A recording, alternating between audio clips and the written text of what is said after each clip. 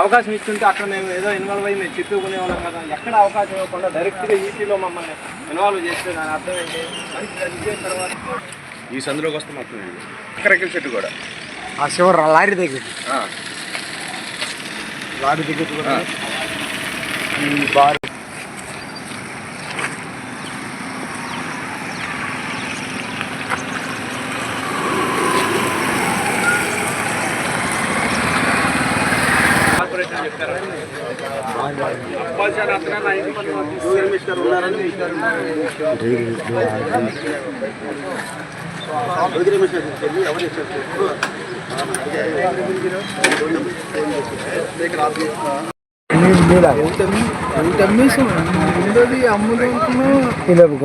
ఇల్లు కట్టుకుందాం అని చెప్పేసి ఇదన్నీ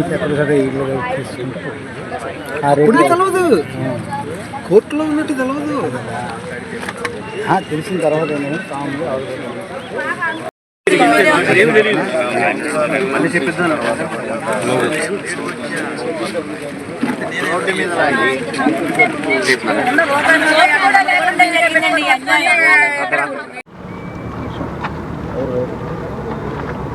ఈ స్థలం మొత్తం 2 ఎకరాల 17 సెంట్లు అండి.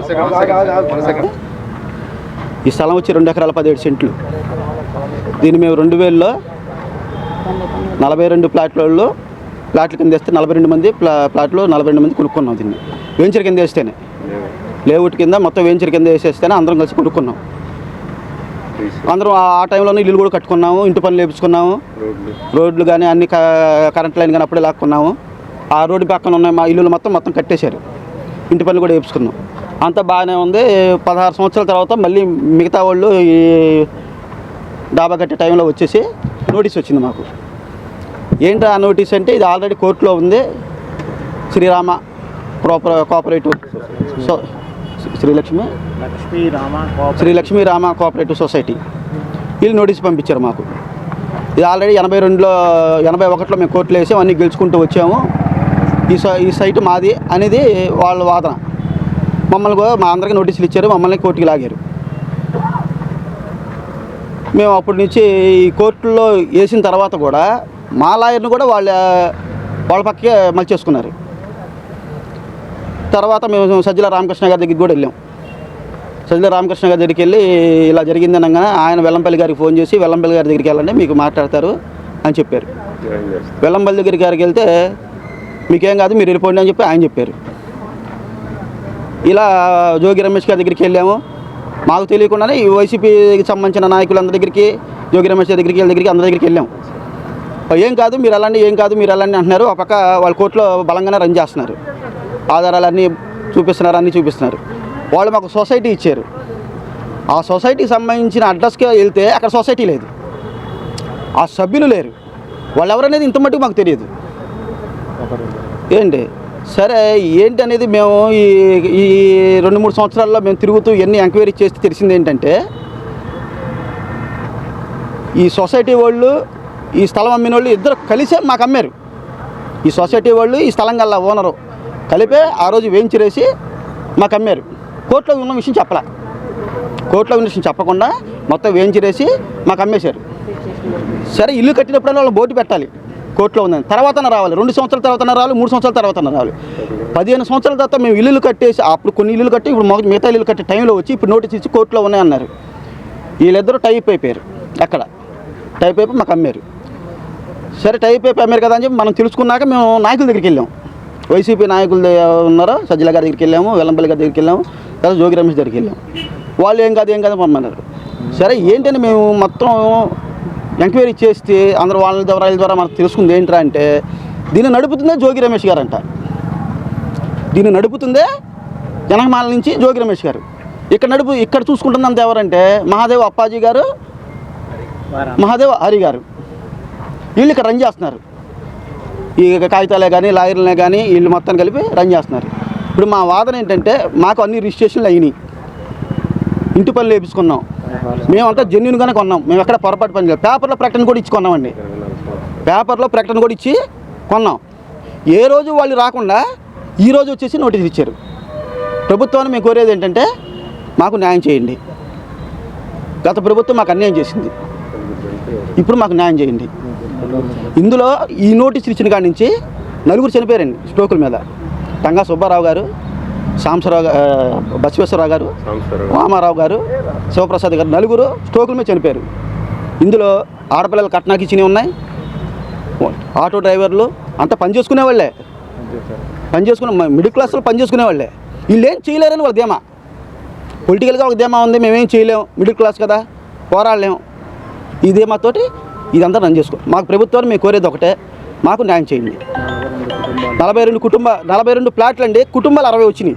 ఎందుకంటే ఒక్కొక్కరు ఇద్దరు పిల్లలు కాబట్టి సగం ప్లాట్లు చెప్పి తీసుకున్నారు కాబట్టి ప్లాట్లు 42, కుటుంబాలు వచ్చి 60 కుటుంబాలండి. ఇప్పుడు మన ఇది మాది ఒక డాక్యుమెంట్, కానీ నేను మన ఇద్దరు ఉంటున్నాం. అలాగా 60 కుటుంబాలు, 20 కుటుంబాలని ఇంత దారుణంగా ఒక లీగల్గానే ఇంత న్యాయం చేస్తున్నారు.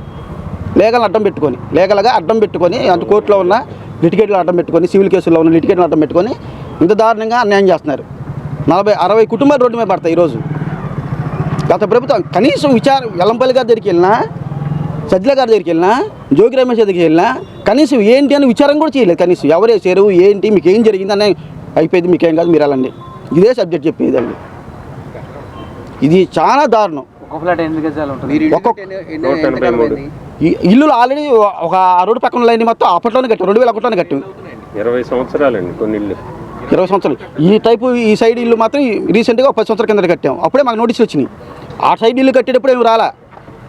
పన్ను కూడా ఎంతకాలం అయింది? పన్ను కూడా అప్పుడే పడింది, 2001, 2002 20 సంవత్సరాల నుంచి ఉన్నాయి ఇంటి పన్ను. అసలు వాళ్ళు కోర్టులో ఉన్న సంగతి ఈ లొకాలిటీలు ఎవరికి కూడా తెలియదండి. చాలా సీక్రెట్గా రన్ చేశారు కోర్టులో. ఇద్దరు సీక్రెట్గా రన్ చేసేసారు.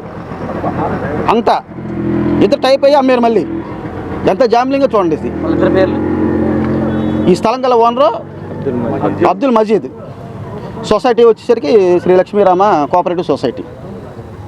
అది ఇంకోటి, ఈ సొసైటీలోకి సంబంధం లేని జోగి రమేష్ వ్యక్తులు ఎలా వెళ్ళారో అర్థం కావట్లా. సొసైటీ అప్పుడు మాకు అమ్మారు, వాళ్ళు మోసం చేశారు కదా. ఇప్పుడు ప్రజెంట్ ఈ సొసైటీలోకి జోగి రమేష్ సంబంధించిన మనుషులు అందుట్లోకి వెళ్ళటం ఏంటి, వాళ్ళు మమ్మల్ని వచ్చి బెదిరింపులు, ఇక్కడ బెదిరించడాలు, ఇంత దారుణం అనేది అసలు పోయిన ప్రభుత్వం చాలా దారుణంగా ఇట్లాగా న్యాయం కోసం వెళ్ళినా సరే దారుణం. 60 కుటుంబాలు రోడ్డు మీద పడుతున్నా సరే కనీసం పట్టించుకోవట్లేదని చూడండి. ఇప్పుడున్న ప్రభుత్వానికి మేము ఒకటే కోరుతున్నాం, మాకు న్యాయం చేయండి. మాకు రిజిస్ట్రేషన్ లేని మేము జెన్యూన్గానే ఉన్నాం. మేము ఎక్కడ తప్పు చేసిన లేదు, జెన్యూన్గా కొన్నాము, పేపర్ ప్రకటనలు ఇచ్చాము, రిజిస్ట్రేషన్ లేని, ఇంటి పనులు ఉన్నాయి, అన్నీ ఉన్నాయి. బ్యాంకు లోన్లు కూడా తీసుకున్నాం. 2 ఏళ్ళ నుంచి బయటకు రాలేదు, ఇవాళ బయటకు వచ్చారు. 2 ఏళ్ళు అయిపోయింది కదా. 2 ఏళ్ళు అయిపోయింది కదా. ఈ కోర్టులో వేసిన తర్వాత దీని సబ్జెక్ట్ అంతా తెలియడానికి మాకు ఈ టైం పట్టిందండి. ఈ సబ్జెక్ట్ అసలు దీని అనహమాల జోగి రమేష్ గారు ఉన్న సంగతి కూడా మాకు ఇంతకాలం ఉంది కాబట్టి తెలిసింది మాకు కూడా. ఇప్పుడు వాళ్ళు 1996లో హైకోర్టులో కేసు వేసి ఉన్నారు. 2001లో మాకు రిజిస్ట్రేషన్ చెప్పిన 2013 వరకు హైకోర్టులో జరిగింది. ఇక్కడ ఈ 2001, 2013 మధ్యలో మాకు రిజిస్ట్రేషన్ చెప్పినప్పుడు ఆ సొసైటీ వారికి రిజిస్ట్రేషన్ జరిగినాయి, ఈ ప్లాట్లన్నీ రిజిస్ట్రేషన్ జరిగినాయి వాళ్ళకి తెలుస్తుంది కదా. కనీసం అక్కడ హైకోర్టులో మమ్మల్ని ఎందుకు ఇన్వాల్వ్ చేయలేదు, మాకు ఎందుకు అవకాశం ఇవ్వలేదు? అప్పుడు నిజంగా వాళ్ళు పోరాడితే ఉండుంటే, మాకు అవకాశం ఇచ్చుంటే అక్కడ మేము ఏదో ఇన్వాల్వ్ అయ్యి మేము చెప్పుకునే వాళ్ళం కదా. ఎక్కడ అవకాశం ఇవ్వకుండా డైరెక్ట్గా ఈపీలో మమ్మల్ని ఇన్వాల్వ్ చేస్తే దాని అర్థం ఏంటి? మనిషి చచ్చిపోయిన తర్వాత మోయటానికి పాడి మోయటానికి పిలిచినట్టు అవుతుంది. కనీసం వాళ్ళు తీసుకున్న మెజర్మెంట్స్ ఏంటి, వాళ్ళ స్థలం వాళ్ళకి వచ్చింది డిగ్రీ వచ్చినప్పుడు 2000 నుంచి 2024 వరకు మేము ఎంతోమంది అవసరాల నిమిత్తం స్థలాలు అమ్ముకోవడం జరిగింది. అక్కడ ఎక్కడైనా రిజిస్ట్రేషన్ ఆఫీసులో ఒక కాగితం పంపించి రిజిస్ట్రేషన్ ఆఫీస్ ఉంటే ఇంత అన్యాయం జరిగేదా? కావాలని ఇన్ని రేట్లు పెరిగేదాకా వెయిట్ చేసి వీళ్ళందరినీ వీళ్ళకి దిక్కు మొక్కు లేరని వీళ్ళందరూ ఖాళీ చేయించే ప్రయత్నం చేస్తున్నారు తప్పితే మేము జెన్యూన్గా కొనుక్కున్న వాళ్ళందరూ పూర్తిగా నష్టపోతున్నాం. వాళ్ళు ఇల్లులు కట్టేటప్పుడు కనీసం ఒక స్టే తీసుకొచ్చి ఎందుకు ఆపలేకపోయారు? రిజిస్ట్రేషన్ ఆఫీస్లో ఎందుకు నోటీసు ఇచ్చి ఆపలేకపోయారు? హైకోర్టులో మమ్మల్ని ఎందుకు ఇన్వాల్వ్ చేయలేదు? ఓన్లీ డైరెక్ట్గా ఈపీలో ఇన్వాల్వ్ చేసినంటే వీళ్ళు అక్కడ ఏ స్టేజ్లో వీళ్ళ వల్ల కాదు అనేది ఒకటే ఇలా జరిగింది. ఇవాళ మేము 42 కుటుంబాలు రోడ్డు మీద పరిస్థితి వస్తే 200-300 మంది మనుషులు ఇవాళ ఆత్మహత్య చేసుకునే పరిస్థితి ఏర్పడింది. ఎందుకు ఏర్పడింది? కావాలని చేసిన కుట్ర ఇది. కాబట్టి మేము ఈ గవర్నమెంట్ కోరేది ఒకటే, దీని మీద ఈ సొసైటీ మీద వాళ్ళని పిలిచి న్యాయ విచారణ జరిపి మాకు న్యాయం చేయాలని మేము అందరికీ ధన్యవాదాలు తెలుపుకుంటూ ఇంచుమించు అన్నీ ఒకటే 180. ఇప్పుడు ఆ 2.5 ఎకరాలు ఆయన